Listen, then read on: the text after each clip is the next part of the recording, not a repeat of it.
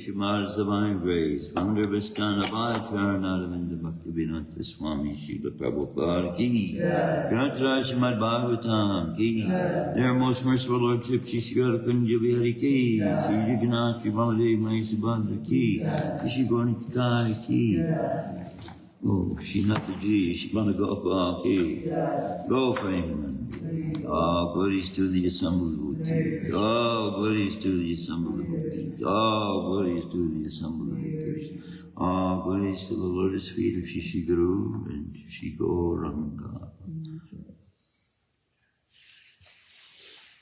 Om Namo Bhagavate Vasudevaya. Om Namo Bhagavate Vasudevaya. Om Namo Bhagavate Vasudevaya. Om Namo Bhagavate Vasudevaya. Om Namo Bhagavate Vasudevaya.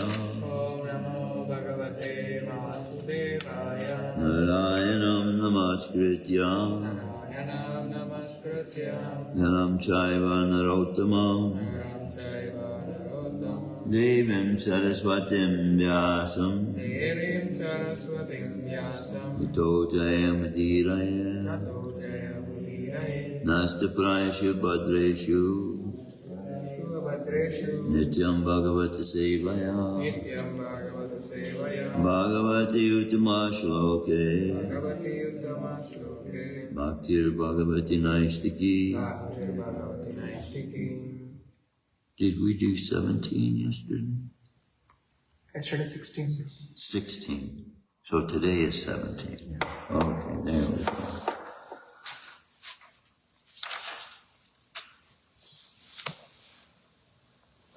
Tasmat idam daiva tantram tasmat idam daiva tantram Vyavasya Bharatar Sabha Vyavasya Bharatar Sabha Tasyanu Vihito Nata Tasyanu Vihito Nata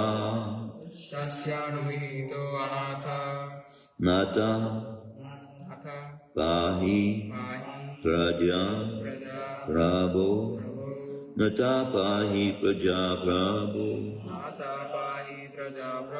Tasmadidam Daiva Tantram Bhavasya Bharatar Sabha Tasyana Vihito Nata Nata Pahi Praja Prabhu Tasmadidam Daiva Tantram Bhavasya Bharatar Sabha Tasyanu Vihito Nata Nata Pahi Praja Prabhu.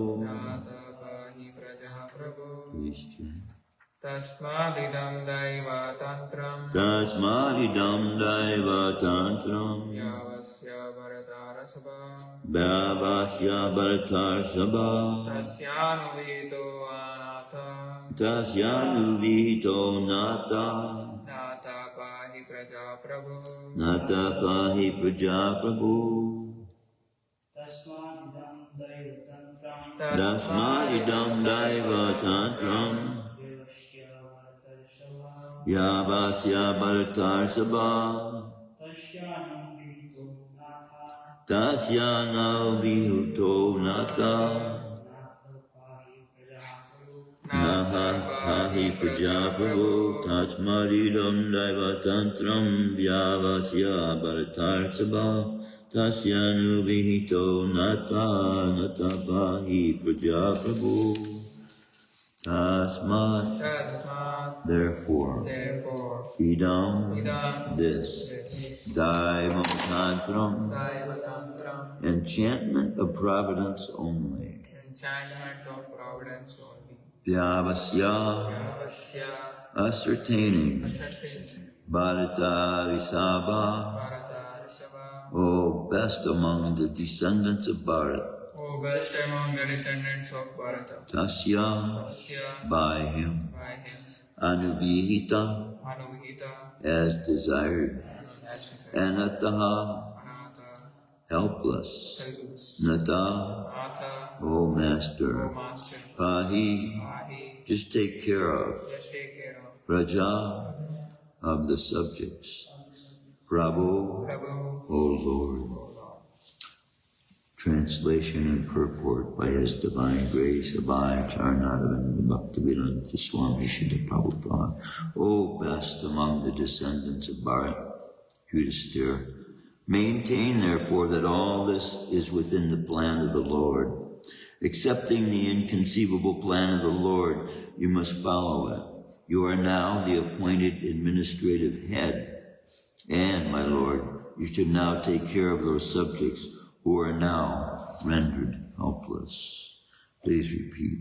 O best among the descendants of Bharat, O best among the descendants of Bharata, Yudhisthira, I maintain, therefore, that all this is within the plan of the Lord. Accepting the inconceivable plan of the Lord, you must follow it. You are now the appointed administrative head. And my Lord, you should now take care of those subjects who are now rendered helpless. O best among the descendants of Bharat, Yudhisthira, maintain therefore that all this is within the plan of the Lord. Accepting the inconceivable plan of the Lord, you must follow it. You are now the appointed administrative head, and, my Lord, you should now take care of those subjects who are now rendered helpless. Purport by His Divine Grace of my Charanadavinda Bhaktivedanta Swami Srila Prabhupada. The popular saying is that a housewife teaches the daughter-in-law by teaching the daughter. Similarly, the Lord teaches the world by teaching the devotee. The devotee does not have to learn anything new from the Lord, because the Lord teaches the sincere devotee always from within. Whenever, therefore, a show is made to teach the devotee, as in the case of the teachings of Bhagavad Gita, it is for teaching the less intelligent men. A devotee's duty, therefore, is to ungrudgingly accept tribulations from the Lord as a benediction. The Pandavas were advised by Bhishma Dev to accept the responsibility of administration without hesitation. The poor subjects were without protection due to the battle of Kurukshetra, and they were awaiting the assumption of power by Maharaj Yudhisthira. A pure devotee of the Lord accepts tribulations as favors from the Lord. Since the Lord is absolute, there is no mundane difference between the two. Om Jnana Tamirandasya Jnana Shalakaya Chakshusha Militam Yena Tasmai Shri Gurave Namaha. Now this is Grandfather Bhishma speaking, if I'm correct.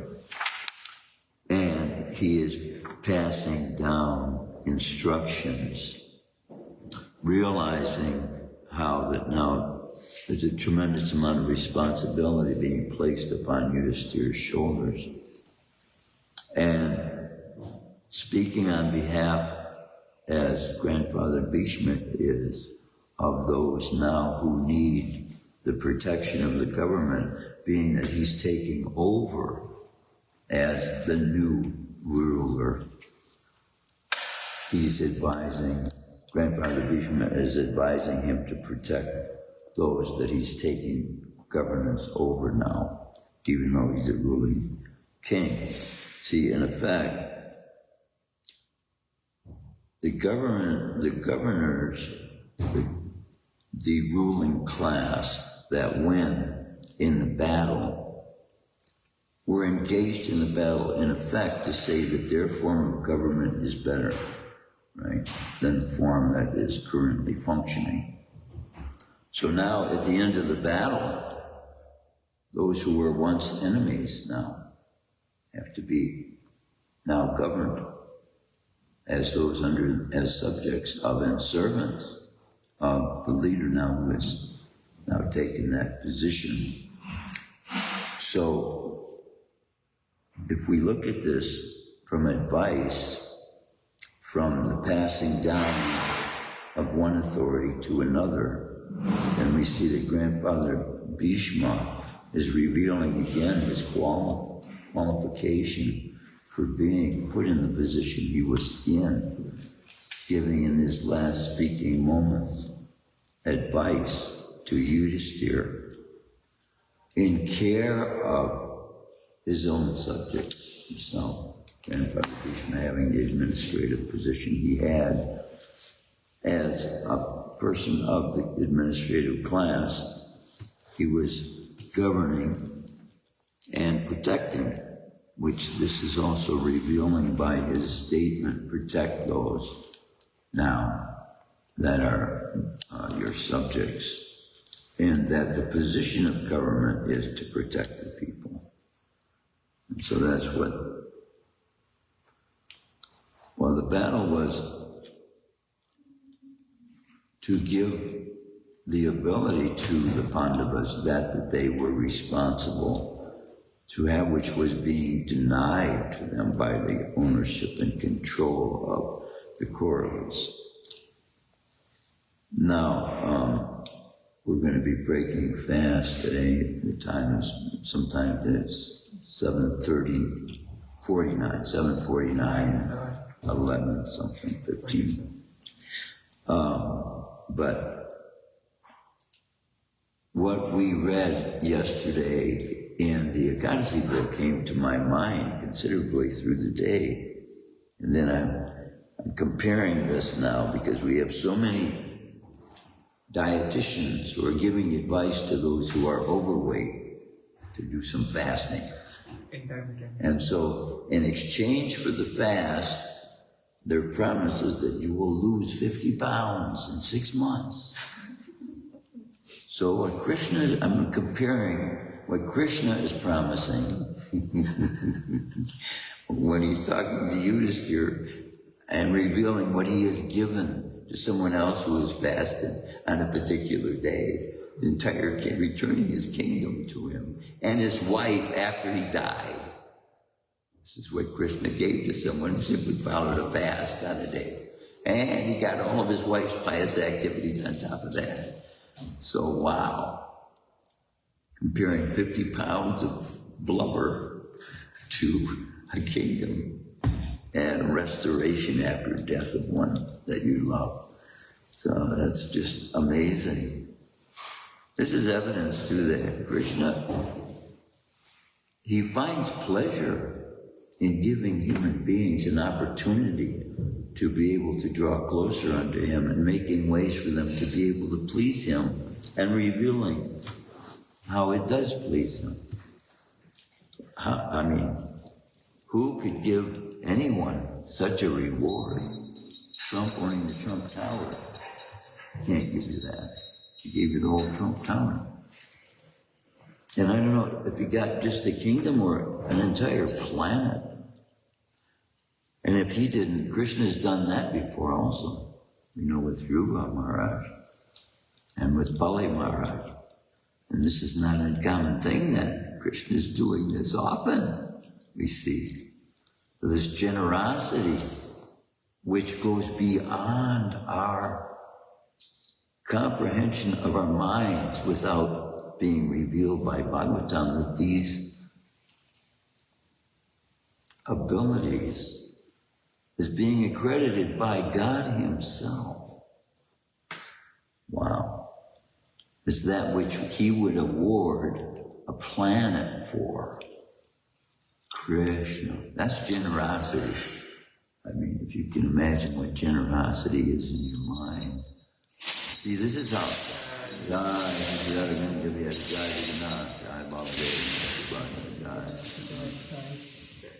Lord Brahma and Lord Indra is control of the upper planetary system. But Lord Brahma is control of the whole thing. And he's having that control by his speaking of mantras, which is amazing. Which is why, see, I believe that these revelations of God, the Supreme Person, whose standard of humanity is the highest, gives to us understandings of what's going on in the universe to break our minds' pettiness. Because these souls that are jiva means they're atma, subject to birth, death, old age, and disease, just like we are. Lord Brahma is of that nature. And he was of that nature before this universe even came into existence. So he's been having this knowledge of self-realization. Long, long time. Now, Krishna gives us realization of these things to set our consciousness in proper realization of where we stand in our minuscule little bit of contribution we have, which we're calling bhakti. And even though it may appear in our minds to be mundane activities or even just small contributions, Krishna is accrediting any contribution to him as being valuable enough to give the participant who engages in that act as awarding them with having engaged in bhakti, in devotional service, which is really amazing when you see where we're coming out of. All these yogis that are practicing these forms of meditation, meditating on the Om. Why are they doing that? Their end result is to gain entrance into the Brahmajyoti, to become one with the Brahmajyoti. But where are we right now? We are in the Brahmajyoti. This is the external energy of Krishna, all of us. So just like they're not realizing that we are knowledge, we are happiness, to be realized, they're not knowing that we are presently in the Brahmajyoti to be realized. Knowing this should cause a devotee to realize the futility of chanting Om. Because that the Om vibration is independent of the personal aspect of Krishna's personality, which contains the Om already. I've explained this before, but it's very important because we have to realize the difference in the personal aspect of Srila Prabhupada's presentation of the Vedanta Sutras, all given for man and humanity to be able to develop a personal relationship with Krishna. And not, it's like looking at someone's clothes and admiring them for their clothing. That's one kind of relationship. But that's what the aura of Krishna is a sense of. It's kind of like an outer covering, which we also have. But we don't base our relationships with each other on that. And so our relationship with Krishna is not based on his aura either. We know it to be there in the personal relationship. By having communication with Krishna, what these mantras give us. So the mantra Om can bring us into the awareness of where we are, but it won't give us deliverance from where we are. The vibration is not the same, but the Maha Mantra is giving the same benefits beyond that. We want to get out of the material universe. We don't want to stay here and make it our aim. So this aim that the Mayavadis have, which we call them, who want to be one with God, who are seeking to join in, and they see God as the personal, impersonal energy, believing the impersonal energy to be more powerful than the person, of any person, of Buddha, of Krishna, and yet even of the Jiva Atma. The material energy is inferior to the marginal energy that the Jiva soul is. So it's impossible to find what people are looking for in the inferior energy than what we are, which is what this total material manifestation is of the universe. And yet everybody is developing a consciousness towards providing for themselves the means of living in this world with a hope towards providing a permanent situation here in their minds. Home is forever, right? There's no place like home. But see, those things being true, then we have to, in our minds as well, realize where that eternal home is, because we are not in it. And so, why it makes it so difficult for a rich person to enter into the dwellings that are of a heavenly nature is that they put in their consciousness more value upon this dwelling than upon the eternal realm. And that is evident in the pursuit that all men are making for pleasure in this world, where they go to find pleasure. And if we're engaging in this Harinam, Sankirtan, then we will know where the real pleasure can be found.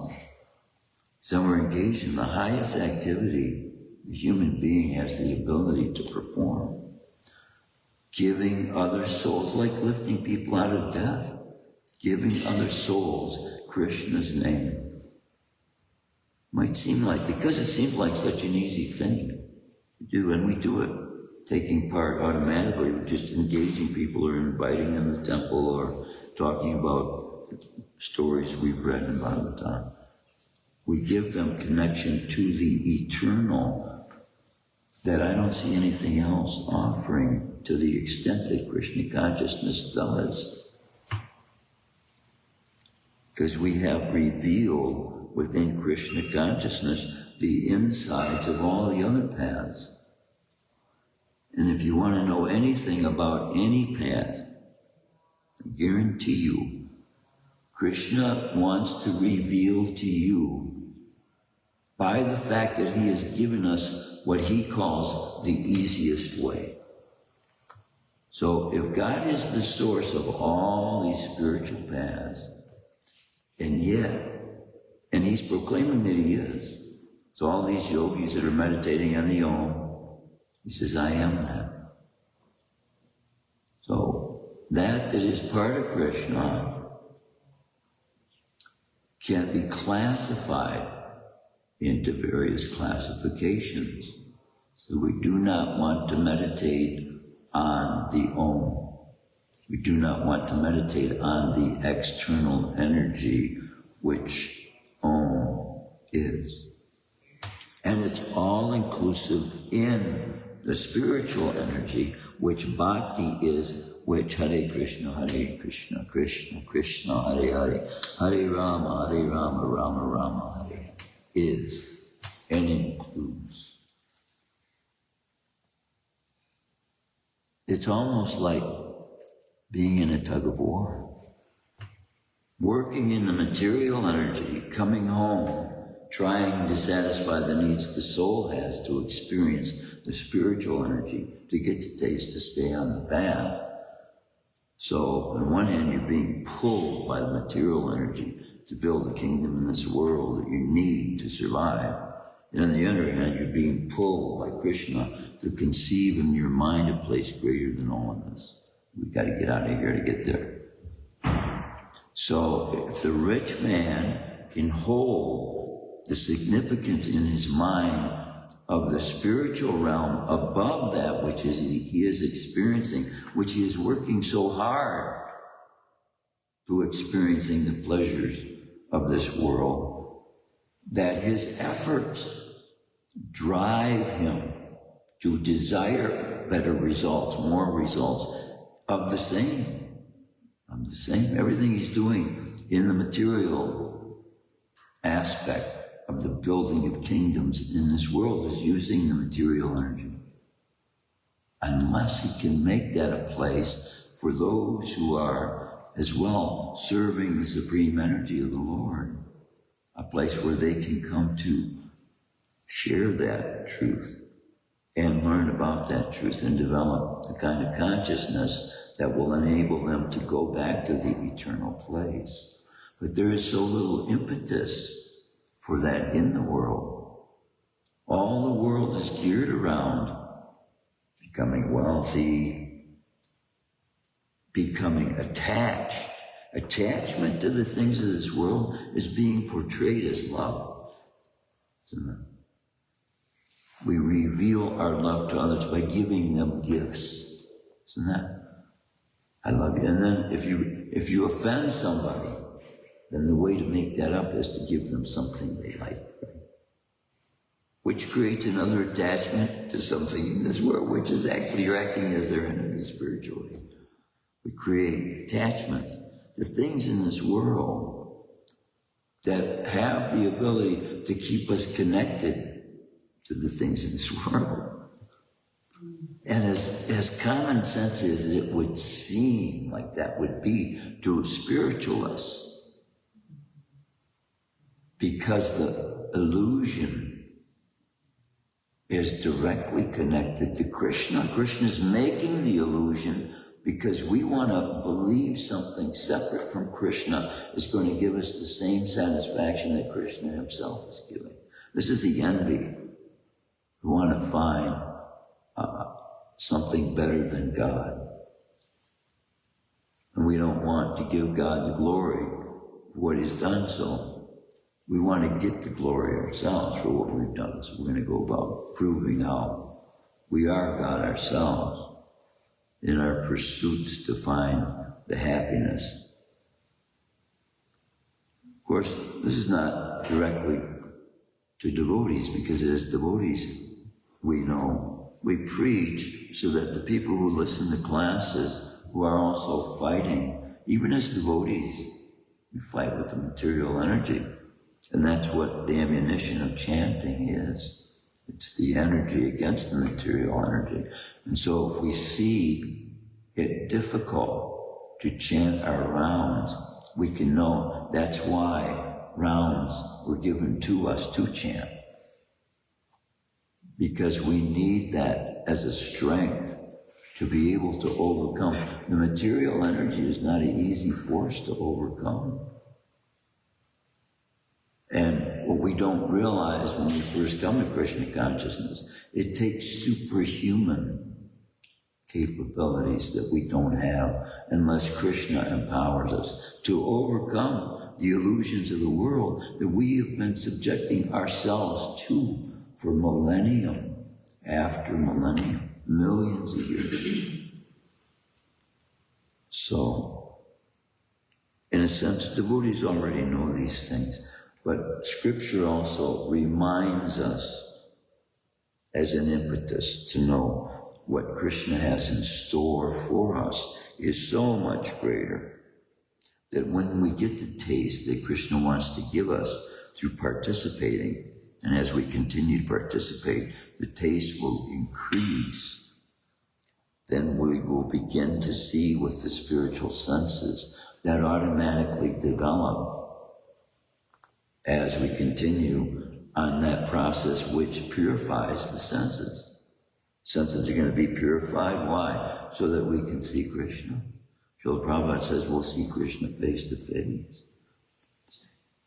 But I don't know that it will be immortalized at that point when we actually do see Krishna, because we've got to be able to see an eternal substance.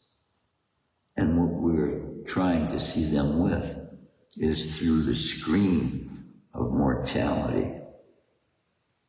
And so, from one perspective, it could be considered impossible. The screen of mortality.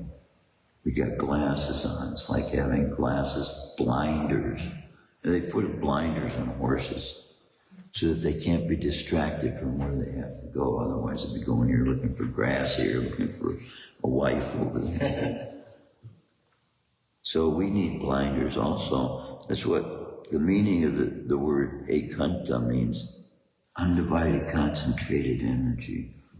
And so this is what the rich man has to do with all his wealth. Cast it aside his stool and concentrate the mind on the eternal energy of God. So we're not sacrificing, we're replacing with something better. Just like you trade in a used vehicle for a new vehicle. And we're trading in old consciousness for glorious experience, bliss. That's what Krishna consciousness is, the supreme love. It's not our consciousness. And now, if we're hoping to advance in Krishna consciousness, to know what Krishna, how happy is Krishna? Can we figure that out with our minds? Yet this is what Krishna wants us to have. This is what he wants us to have, his way of thinking. He's going to give us his happiness. Wow. See, with the endeavor, we're being given the examples in this Ekadasi book. If that's the result gained by those, admittedly, working for the endeavor, for some material desire, and Krishna takes pleasure in that, imagine what he's going to do for you, serving here without the desire for material. That's the difference. They get a place in the heavenly planets. That's nice. Krishna is offering us the dwelling in the eternal realm, far exceeding anything that can be obtained in the entire universe. Brahma, we're being given greater than Brahma. Brahma is ruling this universe in control of all higher planetary systems. But yet, Vaikuntha is beyond that realm that he's in control of. Do we realize what is being offered to us in the form of Krishna consciousness? I'm amazed just to think about every time, we expose ourselves to the reality of God and what has been real for billions, all eternity. And we've missed out on so much of it. We've been away from home. So, in order to get back home, we have to buy the ticket. And the ticket is bhakti. The ticket is bhakti. It's a ticket you can taste. It's a ticket you can meditate upon. And it's a ticket you pay for with your life. But it's the sweetest taste life has to offer that I've ever found. I haven't found any other engagement besides the spiritual energy of Krishna that he's offering us to be able to engage in. Wow. What a change in the result we're being told we will get from just using the energies of this body in a way that will produce spiritual results. Being able for others to be able to take the same knowledge we're being given and transform the end result of their life from that which is going to come to an end to that which is going to be eternal. Pure love of God, to find pure love of God. And it's here to be experienced at every moment. I'm saying this a lot. I don't do it all day long. It was so sweet to Namacharya Haridas Thakur, who is himself Lord Brahma.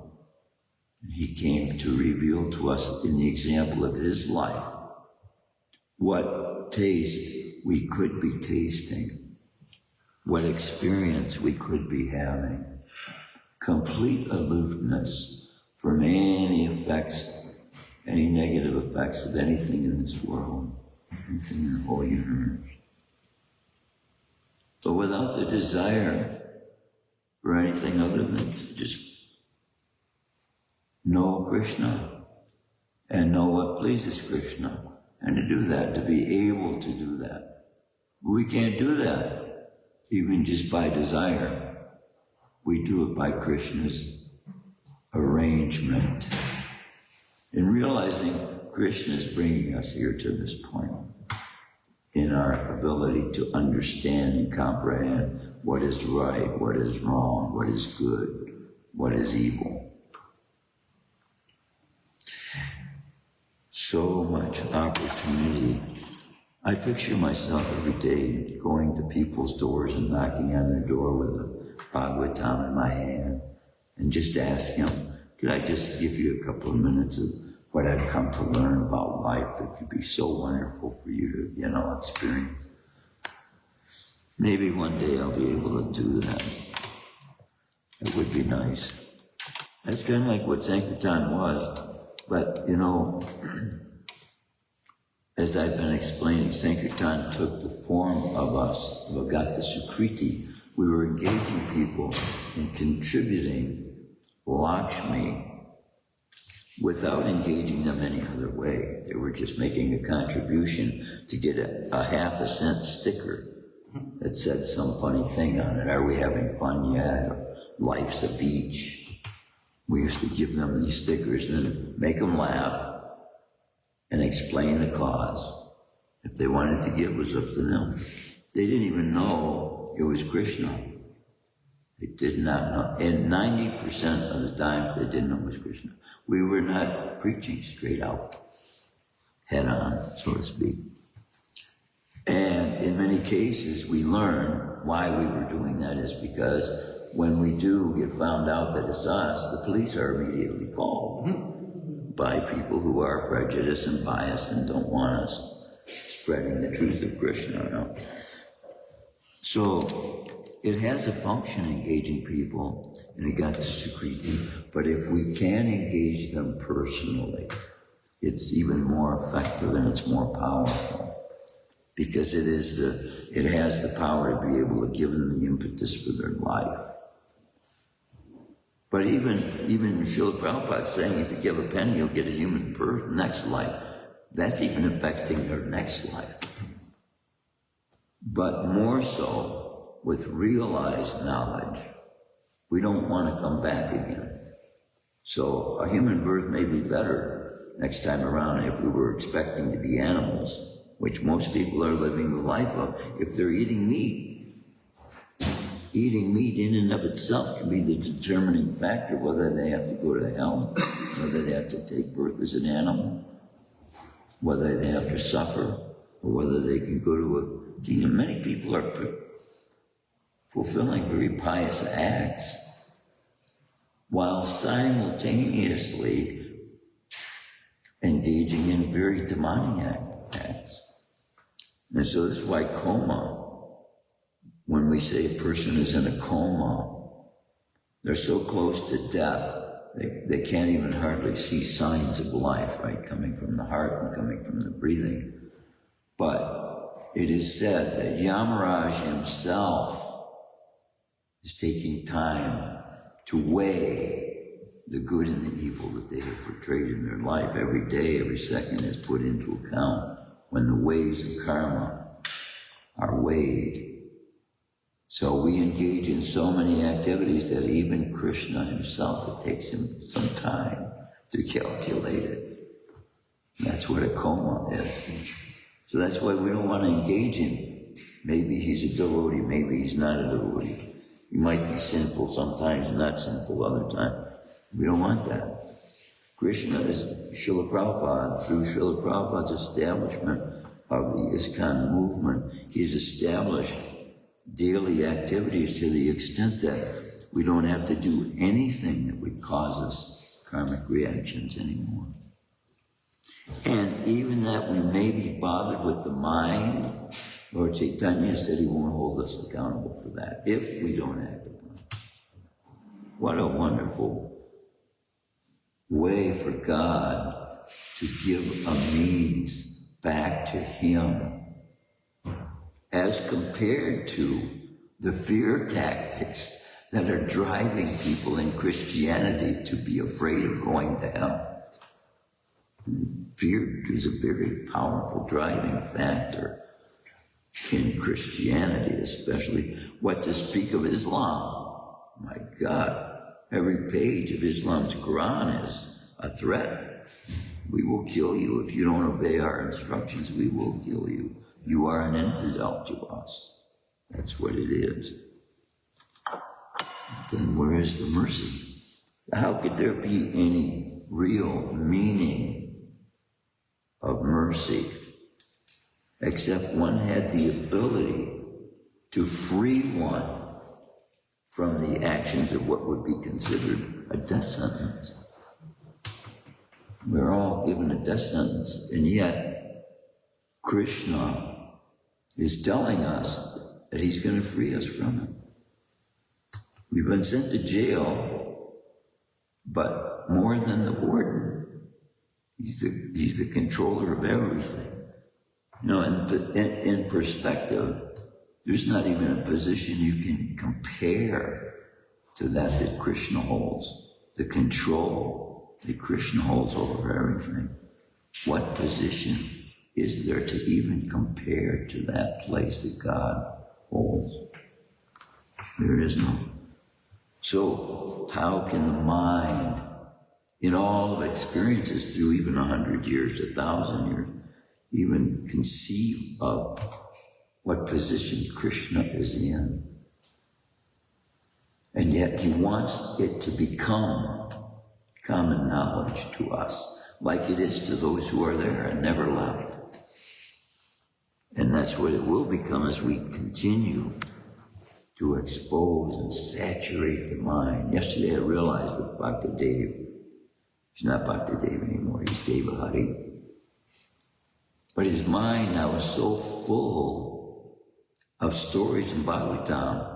When we have conversations, that's all the action, that's all the activities, that's all the questions he has. Questions about the activities of Bhagavatam. That's Krishna Katha. That's what devotees are. So you see someone transformed from searching all the philosophies of the world to now becoming so fully saturated with love of God, wanting to know more and more and more about the activities of God. And that longing is the longing. If we nurture it every day and we continue feeding that longing for Krishna to know, Krishna will continue to feed us. And we will know that food to be a substance that is itself of an eternal nature greater than that nectar served in the heavenly planets, giving them lifespans of tens of thousands of our years. Krishna is feeding us with a truth that will enable us to realize the eternity, the eternalness of God's own even being, God's own body, the nature of the soul, the self. We'll come to know the self even. Most of us don't know that what we are made of is greater than our minds are conceptualizing God to be. That we as souls are made of a substance greater than we are thinking God to be. Because of the limits the mind has to conceive, within its ability to conceive, as Srila Prabhupada is saying, we can't make anything up, means we are limited to our experiences we have already had. And even that would seem to be imaginary and phantasmagorical is coming from previous experiences in previous yugas that we've lived through. We don't realize that either. The mind is giving itself credit for creating things, and so this is a false ego as well when we want to take credit for things that these bodies are being allowed the privilege of taking part in this world, which we are calling bhakti. See, the devotee is more in a place to be able to realize he's not the controller, because he knows he only has this service by privilege of Krishna's allowing us. But who thinks like that at their job? Oh, I earned this position, right? That's the mentality developed by people who are working and slaving hard at their jobs. And so it is up to us to free them. All those people that we see that are living in the bondage and the slavery of serving the physical body's senses, and not knowing that we can serve Krishna with the same amount of force. It takes just as much to lift the crate of potatoes that you're going to serve Krishna as to lift the crate of potatoes that you're going to serve for a party going on, a wedding that somebody who doesn't even know Krishna is in. Same 50 pounds of potatoes, same energy, but the reward, the end result, it's like the difference between the diet to lose 50 pounds and the fasting to please Krishna because it's a goddessy. Big difference. So, about time for class to end. There is time for a question or two. If anyone has any questions, any comments, any questions. Maybe something like to share a realization.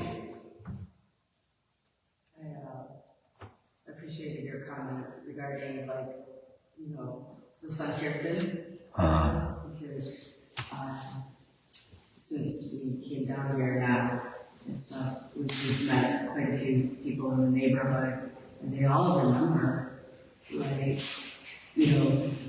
Sankirtan parties going down. They remember the sweets they used to get from temple. They remember chanting. They remember, they used to be behind my house, and this and that. Yeah. They all have fond memories of this place. And in fact, I met one lady just the other day in the park who was just like, she must have heard about our Janmashtami festival. Mm. So she was like, I didn't know what to wear, so I didn't want to be disrespectful, so she didn't come. Mm. And I was just like, oh my gosh, wear whatever you want. It doesn't matter. It's stuff like that. So, there's a lot of new people also that have moved in this area as well, too. So it's very encouraging. So I think, having relations everyone around here, this is such a general place. I was back about 2 years. This was about 2002 or 3. And at that time, I was taking chapel walks down to the end, and there was a building down there where they had handicapped people like that. There were a bunch of fishermen off the wharf out there. You can't do that anymore. Mm-hmm. But I would go there while I was chanting japa and talk to them, appreciate it. And this one guy was fishing there, and I asked him, I said, you look like a knowledgeable person. You believe in God. We started a conversation. So somehow I asked him, I said, do you play a musical instrument? And he said, yeah, I do actually. I play the saxophone. I said, wow, do you know God plays a flute? I said, but that flute is like no other flute you ever heard. Prabhu, when I got through saying that, his eyes got this big. A flute started playing. Now, listen to me. I'm telling you, this was a real experience for me. My heart right now is beating because of the experience it was. This guy's eyes lit up like this. The nearest house to where we were, if you're out on the very edge of the water, the nearest house is like 100 yards away, right where the hoses start at the park. And this is like 6 o'clock in the morning. These guys are fishing out there, and there's not a light on in any of these houses. I look, where could that sound come from, And then I said, I prayed in Krishna, you are the voice in every flute, The voice that comes out is the breath of God, our breath that we have. But that experience, to me, I told Krishna, I've had several experiences like this in Krishna consciousness. Krishna, you've given me enough to seal me for the rest of my life. I don't have to be persuaded anymore. I know you are the one. But I never saw him again, you know, that boy. But I know it made an impression because when his eyes lit up like that, big eye, I know he heard the flute, I heard it too, and it was a beautiful flute. But playing the melody, I knew, but it was beautiful. That's so funny. Yeah. I was actually thinking, oh my gosh, if we only had, I mean, we just went for a while. I mean, I didn't carry, like, did that with me, so if I did, I was totally given or whatever, and stuff like that. And it happens, like, I just need to remember to carry it with me. It's my biggest problem. Yeah. Because even one time, like, when we came from Hawaii, and one of the bellhop hotel too, he was like, I saw like a lion on his arm. And here there was like a quota, it was like big country writing, and it was just like my grandma was like, oh, and stuff. And apparently during COVID, he started learning and reading like learning about Krishna consciousness and stuff like that. But there's no temple where he lives. And stuff. And so he was just like, he knew about himself, he wanted to spiritual. Nice. And stuff. So I'm like, oh my God, where am I going to be spiritual? And then, so I'm like, she keeps doing this. I'm like, oh, this is nice. See, you know my... anywhere you go, like, so many people have been touched by show profile. So. And what Krishna does is, as you are revealing as well, he touches your heart at the same time with realizing the person's getting for the first time in their life something that can really change their life and really make a difference for them. Yeah, time and again, Krishna shows himself to devotees and reveals that he's there. All we have to do is desire to please him, and he will reveal himself to us in so many ways. And even the comments, see, realizations are really the life of the devotee. And it's by engaging ourselves in this energy of Krishna that we're going to get these realizations that are life-changing, life-affecting. This verse too, in particular, like many of you know, like Ramakrishna was going through and stuff like that, and like we just never realized, you know, but this is Krishna's plan, right? Krishna has a plan for everybody. We have to learn to accept his plan. Yeah. We make plans, but like we have to learn to accept his plans and stuff. So like I just thought this verse, you know, being is like accepting this is Krishna's plan, like, you know, like you have to be king, you know, take that role and stuff. And even in speaking of that, like I feel a lot of people want to stay humble. I don't want to offend devotees, but you can't have this international society of Krishna consciousness without having leaders and management. Bold confrontation of the material energy.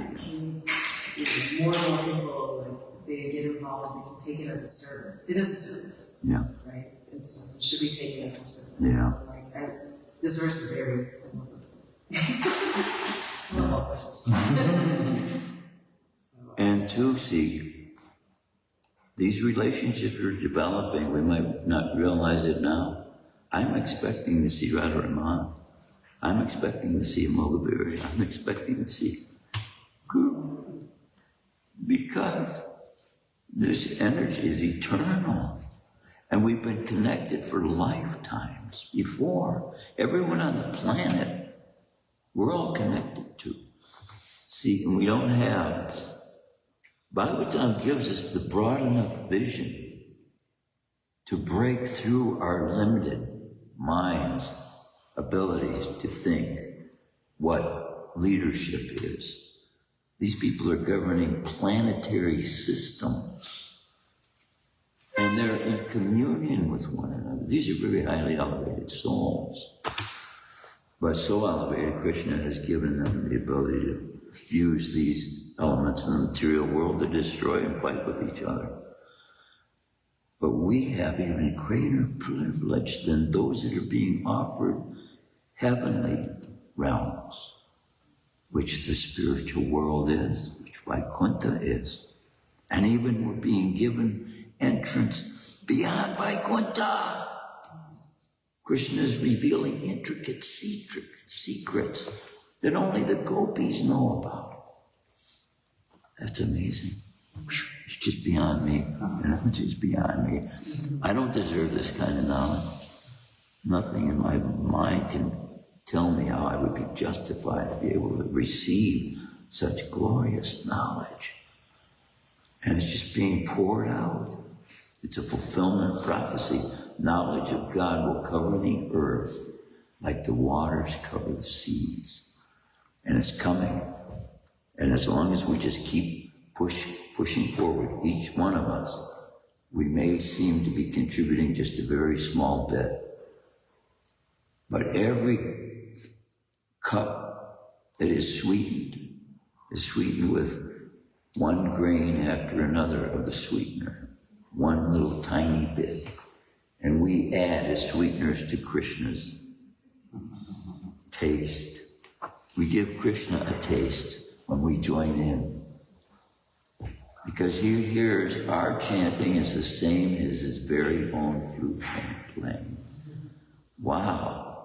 Now I'm getting a realization about when I heard his flute playing. That was him revealing to me how it sounds to him to hear his name. That's Krishna. Jai. Shrimadbhagavatam ki jai. Srila Prabhupada ki jai. Thank you, Bobby. Jai. Thank you for listening.